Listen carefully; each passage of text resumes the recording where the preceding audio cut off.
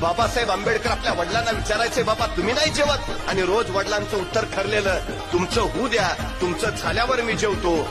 5व्या 6व्या दिवशी पेपरवरनं आल्यावर डॉक्टर भीमराव आंबेडकर जेवायला बसले होते. जेवता जेवता अचानक त्यांच्या लक्षात आलं की मी रोज वडिलांना विचारतो, तुम्ही नाही जेवणार? आणि ते सांगतात, तुमचं झाल्यावर मी जेवतो.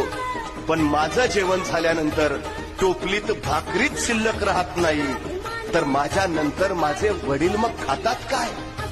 त्यांनी जेवता जेवता वडिलांना विचारलं, बाबा मी रोज तुम्हाला विचारतो तुमचं जेवण, आणि तुम्ही सांगता की भीमराव तुम्ही जेवून घ्या, तुमचं झाल्यावर मी जेवतो. पण बाबा माझं जेवण झाल्यानंतर टोपलीत भाकरीच शिल्लक राहत नाही, मग तुम्ही खाता काय? तुम्हाला भूक नाही का लागत? तसे रामजी बाबा म्हणाले, भीमराव माझी भूक या भाकरीनं भागणारी नाही. तुम्ही एवढे मोठे व्हा की तुमचं ते मोठेपण बघूनच माझं पोट भरेल.